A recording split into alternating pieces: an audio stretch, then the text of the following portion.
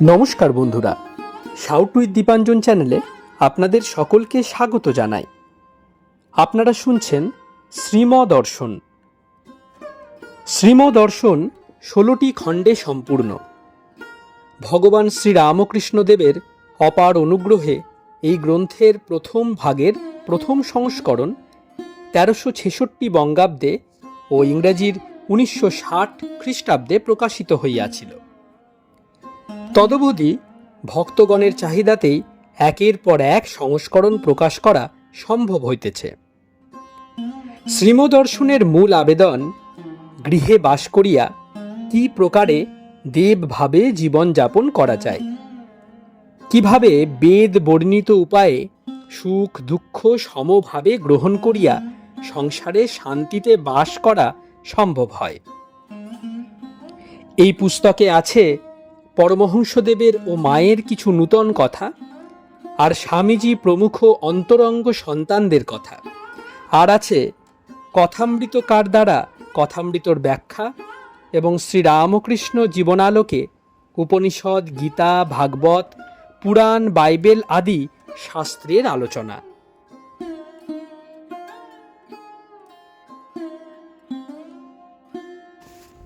স্বামী নিত্যাত্মানন্দ বিরচিত শ্রীমদর্শনের আজ 20তম পর্ব। চলুন আজকের পর্বটি শুরু করি।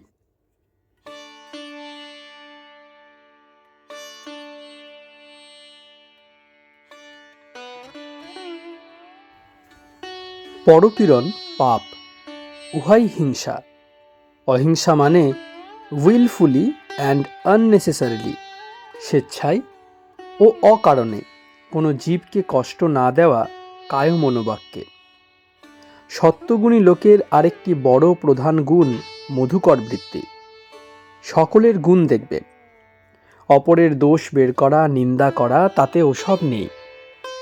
অপরের দোষ দেখলে মনে করে দোষে গুণে মানুষ এই উদার দৃষ্টি গ্রহণ করে। দৈবী সম্পদ মানে যে সদ্গুণ থাকলে মানুষ দেবতা হয়, সেই গুণাবলী। এইসব বোঝা যায় ঠাকুরের চরিত্র ধ্যান করলে। তাঁর জীবনে এসবই দেখা গিয়েছে। যা কিছু সৎ, যা কিছু ভালো উপাদেয়, এ সকলের প্রদর্শনী অবতার জীবন। দম্ভ, দর্প, অভিমান, ক্রোধ, অভদ্র ব্যবহার এগুলো আসুরি সম্পদ। এগুলোর উৎপত্তিস্থল অজ্ঞান, মানে ঈশ্বর কর্তা নয়, আমি কর্তা, এই বোধের নাম অজ্ঞান। এ থেকেই এই দোষগুলির জন্ম হয়। দৈবী সম্পদ means the qualities that lead towards God, and আসুরি সম্পদ that take away from God. দৈবী সম্পদ জীবকে ঈশ্বরমুখী করে, আর আসুরি সম্পদে জীব ঈশ্বর বিমুখ হয়। শ্রীম স্বীয় কুটিরে বসিয়া আছেন, মেঝেতে কম্বল আসনে। একটি ভক্ত গৃহে প্রবেশ করিলেন। শ্রীম তাহার হাতে একটি পত্র দিয়া উহা পাঠ করিতে বলিলেন। পত্রখানা কলিকাতা হইতে আসিয়াছে, শুক্লালবাবু লিখিয়াছেন। এখন বেলা প্রায় 12টা। ভক্ত পড়িতেছেন। মিহিজামবাসী ধন্য, সেখানকার তরুলতা ধন্য, কি আনন্দেই আছেন সব। মহা সংকীর্তন দর্শনে গমন, জ্যোৎস্নাপূর্ণ রজনীতে খোলা মাঠ, পার্বত্য স্থান, সরল প্রাণ কৃষক ও সাঁওতালদের কুটির, এই সকলের মধ্য দিয়া গমন। আবার শ্রী শ্রী মর সঙ্গে থাকা এবং কথামৃত পান করা, এ কি যে সেরকম সৌভাগ্যের কথা? এর কিছুটাও নির্জনে বসিয়া ভাবিলে জীবন ধন্য হয়ে যায়। এমন শুভ সময় আর হইবে না। যে যতদূর পারেন প্রাণ খুলিয়া আস্বাদ করুন। আমরা ওই সকল শুনিয়া ধন্য হইব। এসব আহার কি জীবনে পাইতাম না পাইয়াছি, তাঁর কৃপাতে এখন পাইতেছি। ব্যাকুলতা মনে স্থায়ী হয় না, বিদ্যুতের ন্যায় চমকাইয়া চলিয়া যায়। শ্রীম সর্বদা উপদেশ দিতেছেন, সাধু সঙ্গ ও নির্জনবাস চাই। এই কথাই কেবল মনে উদয় হইতেছে, আর ছটফট করিতেছি, সেদিন কি হবে? সুধা বলিয়া যে বিষ পান করিতেছি, তার জ্বালা যে কি ভীষণ, তাহা তো আগে বুঝিতে পারি নাই।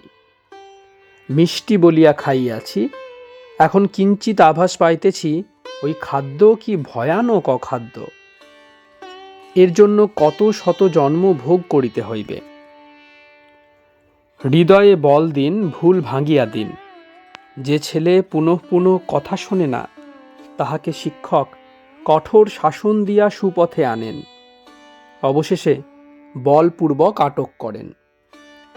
We got a good teacher, but there is want of a good student.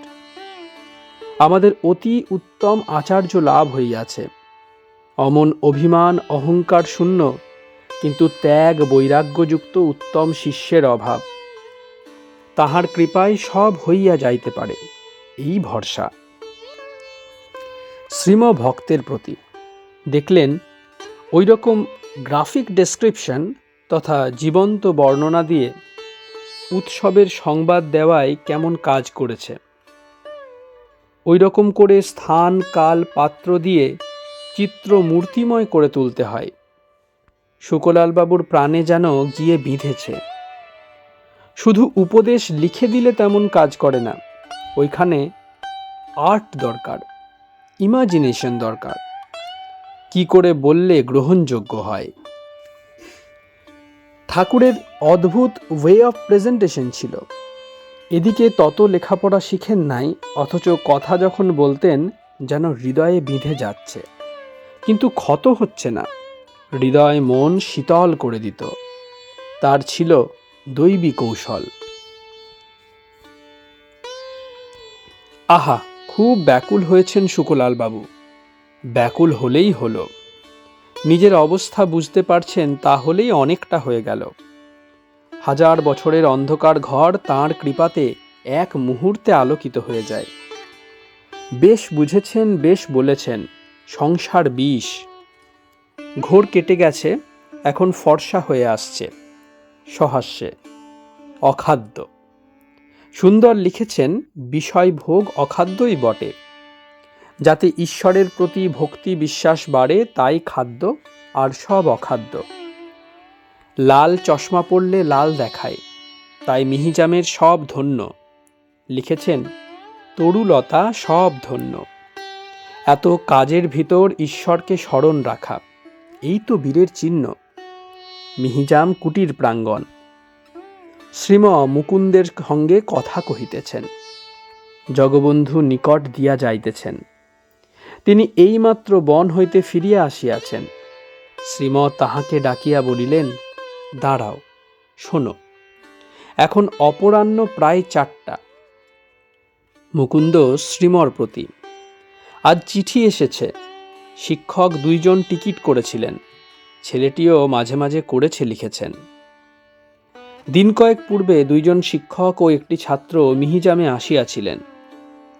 ফিরিবার সময় তাহারা রেলে টিকিট করিয়াছিলেন কিনা এই কথা জানিবার জন্য শ্রীম মুকুন্দকে পত্র লিখিতে বলিয়াছিলেন।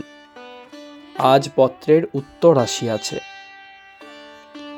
শ্রীম জনৈক ভক্তের প্রতি, জরাসন্ধ অনেকগুলি রাজাকে ধরে আটকে রেখে দিয়েছেন। শ্রীকৃষ্ণ দেখলেন এ ভীষণ অত্যাচার। তিনি তাই অর্জুন আর ভীমকে সঙ্গে নিয়ে ছদ্মবেশে গিয়ে উপস্থিত হলেন। পরে পরিচয় দিয়ে আগমনের অভিপ্রায় প্রকাশ করলেন। জরাসন্ধকে বললেন, আচ্ছা, তুমিই বলো, শক্তি থাকতে যদি অন্যায় কার্যের প্রশ্রয় দেওয়া হয়, তাকে ধর্মশাস্ত্রে পাপ বলে কিনা। জরাসন্ধ শাস্ত্রজ্ঞ, নির্বাক হয়ে রইলেন। ধর্মশাস্ত্রে আছে, একজনের শক্তি আছে, সে অবস্থায় তার সামনে বা জ্ঞাতসারে পাপ কার্য হচ্ছে, তাতে যদি সে প্রতিবাদ না করে, বাধা না দেয়, তাহলে সমস্ত পাপ তাকে স্পর্শ করবে। শ্রীকৃষ্ণ বললেন, দেখো, যুদ্ধ করে নিরর্থক লোক ক্ষয় করার প্রয়োজন নাই। তোমাদের মধ্যে থেকে একজন আর আমাদের 3 জনের মধ্যে একজন, এই 2 জনের মধ্যে দ্বন্দ্বযুদ্ধ হোক। এতে হার জিত যা হবে সেরূপ কাজ হবে। তাই হলো, ভীম গদা যুদ্ধে তাকে হারিয়ে দিলেন, সব মুক্ত হয়ে গেল। শক্তি থাকলে অন্যায়ের প্রতিরোধ করা উচিত। শ্রীম জগবন্ধুর প্রতি বিল্বমঙ্গল শুনো নাই? জগবন্ধু: আগে শুনেছি। শ্রীম: বিল্বমঙ্গলে থাক বলে একটি চরিত্র আছে। সাধক থাককে বললে চিন্তামণিকে বিষ খাইয়ে মারতে হবে, সে থাকতে আমার শান্তি নেই। থাক বললে আমি ওসবে নেই, তোমার যা ইচ্ছা করো। সাধক বললে দুধে বিষ দিতে হবে, দুধ দাও। থাক উত্তর করলে আমি দুধ দিতে পারবো না, দুধ ওই ঘরে আছে, তোমার ইচ্ছা হয় নিয়ে যাও। কিন্তু এই ব্যাপারে থাকই দোষী, কেননা সে কুকর্মের সহায়তা করছে যে। অদূরে পরিত্যক্ত কয়লা দেখাইয়া এতে কুকর্মের সহায়তা করা হবে আমাদের, আমরা যদি এগুলি ব্যবহার করি। চুরি করে এনেছে ওরা, আমরা কিনলে ওদের সহায়তা করা হবে। ঠাকুর এসব বিষয়ে তীক্ষ্ণ দৃষ্টি রাখতেন। বলতেন ধর্মের গতি অতি সূক্ষ্ম, ছুঁচের ভিতর সুতো থাকবে না, ফেঁসো থাকলে। এমন শক্ত পথ ধর্মপথ, কর্তার খুব নজর রাখা দরকার এদিকে। 3. জম্বুতল। অপরাহ্ন 4:30। একান্ত সেবন করিয়া ভক্তগণ বন হইতে ফিরিয়াছেন। এইবার ভাগবত পাঠ হইবে। শ্রীম চেয়ারে উত্তরাস্য। মুকুন্দ, বিনয়, জগবন্ধু, ছোট অমূল্য, শচী ও গদাধর বেদির উপর বসিয়াছেন কম্বল আসনে। মুকুন্দ উদ্ধব সংবাদ পাঠ করিতেছেন। শ্রীম বাহির করিয়া দিয়াছেন। শ্রীকৃষ্ণ উদ্ধবকে উপদেশ দিতেছেন। পাঠক পড়িতেছেন। শ্রীকৃষ্ণ বলিলেন, হে উদ্ধব, তুমি আত্মীয় স্বজনের স্নেহ ও বিষয় সকল বর্জন করিয়া আমাতে সম্যক রূপে মনোনিবেশ করো, আর সমদর্শী হইয়া পৃথিবী পর্যটন করিতে থাক। শ্রীম সন্ন্যাস গ্রহণ করতে বলছেন সংসার পরিত্যাগ করে। পুত্র, কন্যা ও বিষয়ের মায়ায় সংসার, এসব ছেড়ে দিতে বলছেন। লীলা সম্বরণের সময় উপস্থিত হয়েছে, তাই অন্তরঙ্গদের যাকে দিয়ে যা করাবেন সেই কার্যে নিযুক্ত করে যাচ্ছেন। উদ্ধব জ্ঞানী ভক্ত ছিলেন, এতকাল ভগবানের সাক্ষাৎ সেবা করেছেন, এইক্ষণে সন্ন্যাস নিতে আদেশ করলেন। ভগবান ভক্তদের জন্য ভাবিত হয়ে পড়েন। ঠাকুর বলেছিলেন কাশীপুরে, তোমাদের জন্যই তো শরীরটা যাচ্ছে না, রাস্তায় রাস্তায় কেঁদে কেঁদে বেড়াবে। শেষের দিকে ভক্তদের একা একা ডেকে উপদেশ দিতেন। কিরকম করে থাকবে সংসারে, কি করবে, এসব কথা বলে গেছেন। একজন গালে হাত দিয়ে বিষণ্ণ হয়ে বসেছিলেন, অমনি ধমক দিয়ে বললেন, ও কি, অমন করতে নেই, কোমর বাঁধো। তাই উদ্ধবের জন্য ভাবিত হয়ে ভগবান শান্তির পথ দেখিয়ে দিচ্ছেন। পাঠক পড়িতেছেন। উদ্ধব বলিলেন, হে যোগাত্তন, পুত্রাদিসহ নিজ দেহে আমার আমি এই বুদ্ধিতে আমি আসক্ত হইয়াছি। যাহাতে আমার এই দেহবুদ্ধি যায়, কৃপা করিয়া দাসকে তাহার পথ দেখাইয়া দাও। আমি তোমার শরণাপন্ন। শ্রীম দেহবুদ্ধি যেতে চায় না, বড় কঠিন। ঈশ্বর কোটির যায়, জীব কোটির যায় না। ঠাকুর বললেন, যেমন অশ্বত্থ গাছ শত কাটো, অমনি ফেঁকড়ি বেরুবে। তাই ভক্তের আমি, দাস আমি, এই অভিমান রাখতে বলতেন। শ্রীকৃষ্ণ উদ্ধবকে তাই বলছেন, মনে জোর আনো। মনই মানুষের বন্ধন ও মোক্ষের কারণ। এই মনকে আমার ধ্যানে মগ্ন করো। আমার ধ্যানে অর্থাৎ শ্রীকৃষ্ণ রূপে, শ্রীকৃষ্ণ দেহে। বললেন, জ্ঞানীগণ এ দেহে আমার অন্বেষণ করে। আমি বাক্য মনের অতীত হলেও এ দেহ আমার প্রিয়, মানে অবতারের দেহ। ঠাকুরও অন্তরঙ্গদের বলতেন, আমার চিন্তা করলেই হবে। তিনি বলেছিলেন, আমায় চিন্তা যে করবে সে আমার ঐশ্বর্য লাভ করবে। পিতার ঐশ্বর্য যেমন পুত্র লাভ করে। জ্ঞান, ভক্তি, বিবেক, বৈরাগ্য, প্রেম, শান্তি, মহাভাব, সমাধি এসব তাঁর ঐশ্বর্য। দেহবুদ্ধির অপর নাম বিষয় বাসনা। বিষয় বাসনা মানে রূপ, রস, গন্ধ, শব্দ, স্পর্শ, এই সংসার ভোগ করবার ইচ্ছা। মন থেকে এই বাসনা যেতে পারে কেবলমাত্র তাঁর কৃপায়। ব্রহ্মা অত বড় শক্তিশালী পুরুষ, তাঁরও মন থেকে সম্পূর্ণরূপে বিষয় বাসনা ত্যাগ হয় নাই। কর্মকাণ্ডে থাকলে এসব হয়। পাঠ চলিতেছে। অবধূতের 24 গুরুর কথা প্রসঙ্গে সাধুর খাদ্যের কথা হইতেছে। শ্রীম, এই দেখো খাদ্যের কথা বলছেন। সন্ন্যাসী মাধুকরী করে খাবেন। মধুকরের মতো নানা ফুল থেকে মধুকর যেমন অল্প অল্প মধু গ্রহণ করে, তেমনি বাড়ি বাড়ি ভিক্ষা করে খাবেন। তাও আবার যতটুকু নইলে শরীর ধারণ হচ্ছে না ততটুকু গ্রহণ করবেন। অতি সহজে যা পাওয়া যায়, সরস নিরস এসব বিচার না করে তাতেই সন্তুষ্ট থাকতে হবে। যেদিন যা পাওয়া যাবে ভাবতে হবে, ভগবান আজ আমায় এই প্রসাদ দিয়েছেন। ভিক্ষার জন্য গৃহস্থদের পীড়ন করতে নাই। বুদ্ধদেব বলেছিলেন, মধুকর পুষ্প থেকে মধু আহরণ করে, কিন্তু পুষ্পের বর্ণ ও গন্ধের কোনো হানি করে না। তেমনি সাধু বিচরণ করবে, গৃহস্থদের কোনো মতে পীড়ন করবে না।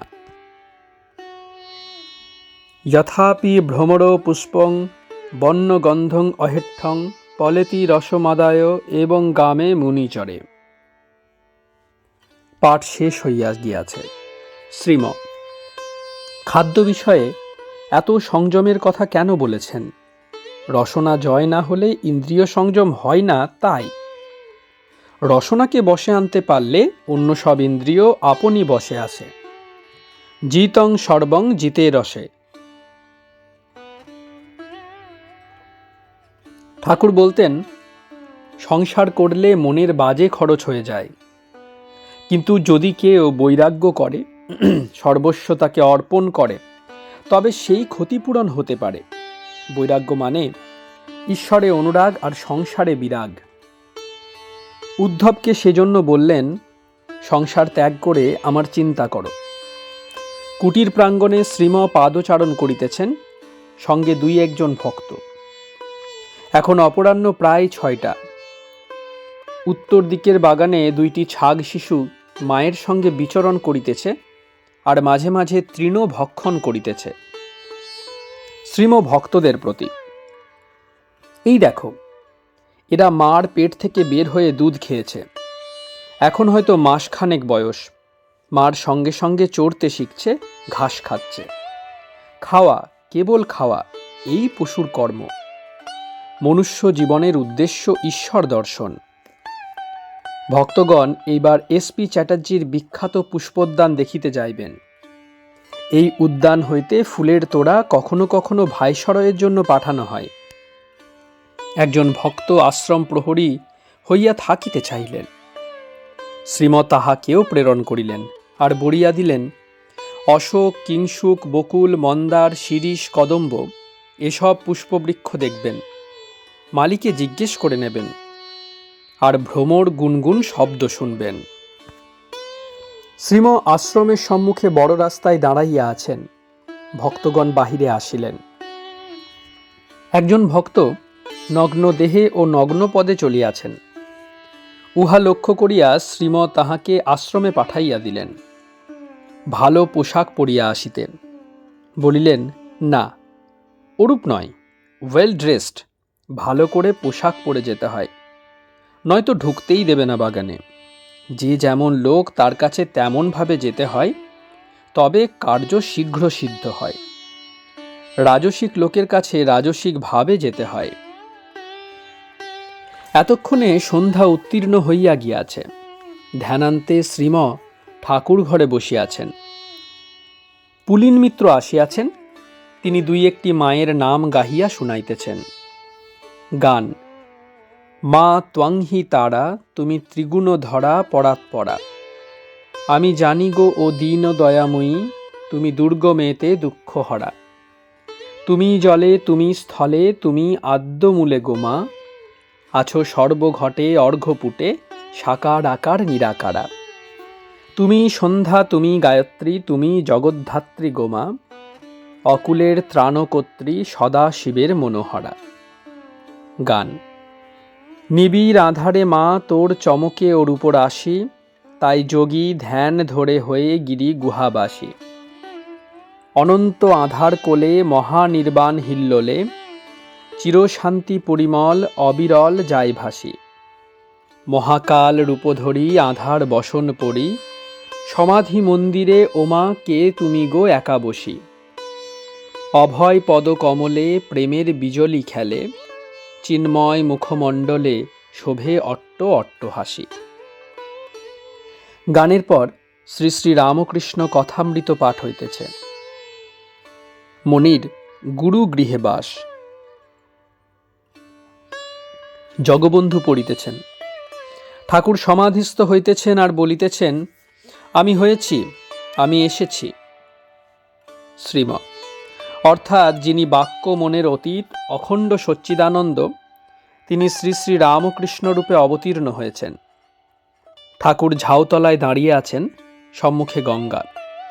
মণিকে বলছেন তিনি অবতার হয়ে জ্ঞান ভক্তি শিক্ষা দেন। 19 চৈত্র 1329 সাল, 2 এপ্রিল 1923 খ্রিস্টাব্দ, সোমবার, কৃষ্ণা প্রতিপদ।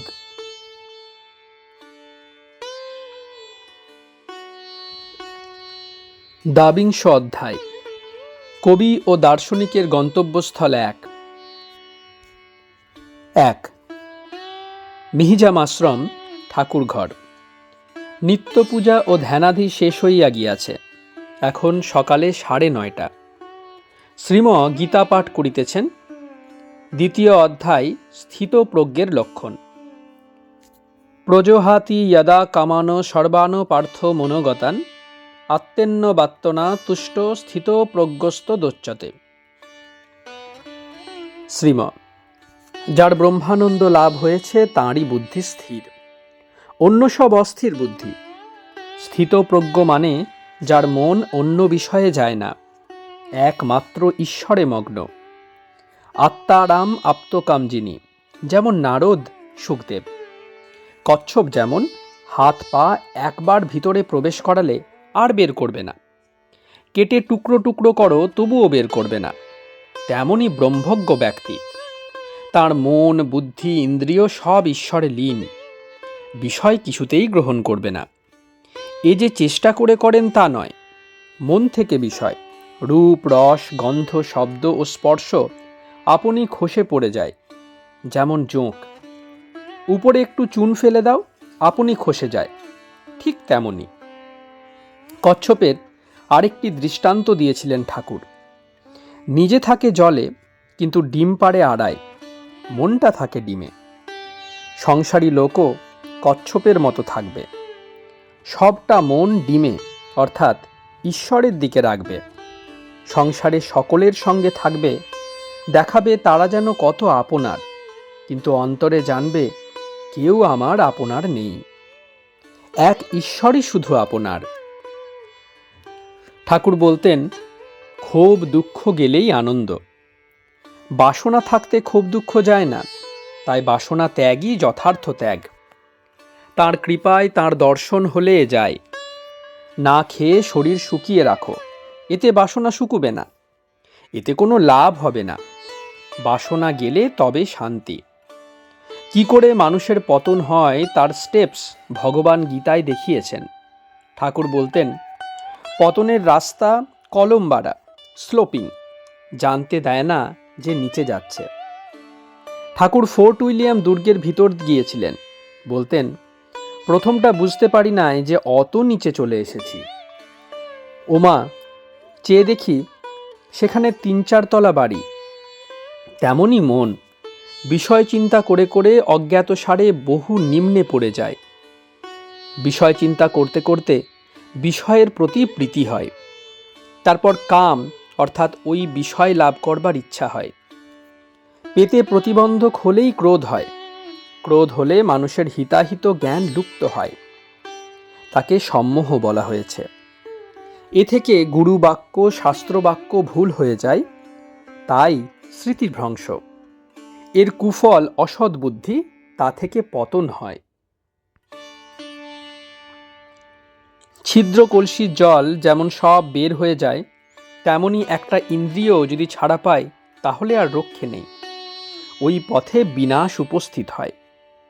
যেমন কর্ণধারবিহীন নৌকো ঝড়ে যেদিকে খুশি নিয়ে যায়, শেষে ধাক্কা খেতে খেতে বিনষ্ট হয়। ব্রহ্মজ্ঞ পুরুষকে বাইরের লক্ষণ দেখে চেনা বড় কঠিন, প্রায়ই চেনা যায় না। তবে যদি নিজে ওই রকম হওয়া যায়, তখন অপরকে জানতে পারে। ঠাকুর একজন পূর্ণ জ্ঞানী দেখেছিলেন। বলেছিলেন, দেখতে ঠিক যেন পাগল, হাতে একটা আমের চারা, কুকুরদের সঙ্গে খাচ্ছেন এঁটো পাতা থেকে কুড়িয়ে। কিন্তু যখন স্তব করলেন তখন মন্দির যেন ফেটে যাচ্ছে, এমনই তেজ। তিনি বলেছিলেন, যখন নর্দমার জল আর গঙ্গার জল এক মনে হবে, তখন জানবে হয়েছে, অর্থাৎ পূর্ণ জ্ঞান হয়েছে। ভক্তের প্রতি স্থিতপ্রজ্ঞের লক্ষণ কণ্ঠস্থ রাখা উচিত, তবেই ক্রমশ ধারণা করবার সুবিধা হবে। এ পড়া রইল, ঠাকুরকে যারা চিন্তা করে তাদের এসব বুঝতে কষ্ট হবে না। তার জীবনটাই গীতা। যস্মিন স্থিত ন দুঃখেন গুরুনাপি বিচাল্যতে, এটিও স্থিতপ্রজ্ঞের লক্ষণ। ঠাকুরের এত দেহকষ্ট অসুখের সময় কিন্তু সর্বদা আনন্দময়, সর্বদা সমাধিস্থ। মুখে সদা মা মা বুলি, মুখটি যেন প্রস্ফুটিত কমল। এখন বেলা প্রায় 10টা। শ্রীম বারান্দায় বসিয়া আছেন। পুলিনবাবু আসিয়াছেন। তিনি হারমোনিয়াম সহযোগে গান গাহিতেছেন। গান। এক রূপ অরূপ নাম বরণ, অতীত আগামী কালহীন, দেশহীন সর্বহীন, নেতি নেতি বিরাম যথায়। সেথা হতে বহে কারণ ধারা, ধরিয়ে বাসনা বেশ উজলা। গরজি গরজি উঠে তার বাড়ি, অহমহমিতি সর্বক্ষণ। সে অপার ইচ্ছা সাগর মাঝে, অযুত অনন্ত তরঙ্গ রাজে। কতই রূপ কতই শকতি, কত গতিস্থিতি কে করে গণন। কোটি চন্দ্র কোটি তপন, লোভিয়ে সেই সাগরে জনম। মহাঘোর রোলে ছাইল গগন, করি 10 দিক জ্যোতি মগন। তাহে বসে কত জড় জীব প্রাণী, সুখ দুঃখ জরা জনম মরণ। সেই সূর্য তারই কিরণ, যেই সূর্য সেই কিরণ। গান। ওই যে দেখা যায় আনন্দধাম, অপূর্ব শোভন, ভব জলধির পারে জ্যোতির্ময়। শোক তাপিত জন সবে চলো, সকল দুঃখ হবে মোচন। শান্তি পাইবে হৃদয় মাঝে, প্রেম জাগিবে অন্তরে। কত যোগীন্দ্র ঋষিমুনিগণ না জানি কি ধ্যানে মগন, স্তিমিত লোচন কি অমৃত রস পানে ভুলিল চরাচর। কি সুধাময় গান গাহিছে সুরগণ, বিমূল বিভু গুণ বন্দন। কোটি চন্দ্র তারা উলসিত, নৃত্য করিছে অবিরাম। এখন বেলা 12টা। আহারান্তে শ্রীম কুটিরের বারান্দায় বসিয়া আছেন।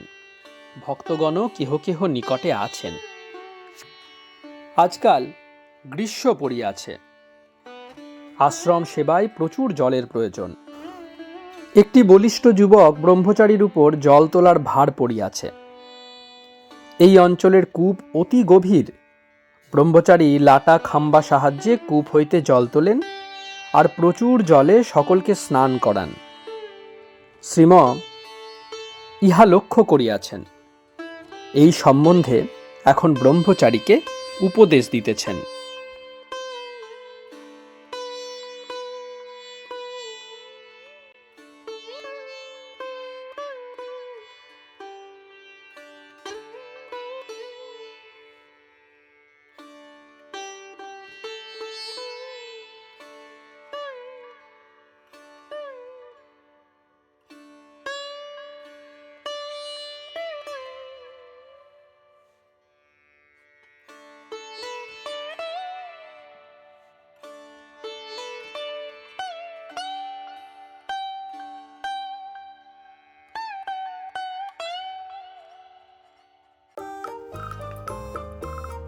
আপনারা শুনছিলেন স্বামী নিত্যাত্মানন্দ বিরচিত শ্রীমদর্শন পর্ব 20। আমাদের পর্বগুলি কেমন লাগছে আমাদের জানান। কোনো সাজেশন থাকলে নির্দ্বিধায় জানাতে পারেন। আমাদের ভিডিওগুলি আপনার বন্ধুবান্ধব ও পরিবার পরিজনদের মধ্যে শেয়ার করে দিন। শাউট উইথ দীপাঞ্জন চ্যানেলটি সাবস্ক্রাইব করে সমস্ত আপডেট পেতে বেল আইকনটি অবশ্যই প্রেস করে দিন। অনেক অনেক ধন্যবাদ। নমস্কার, ভালো থাকবেন। জয় ঠাকুর, জয় মা, জয় স্বামীজি।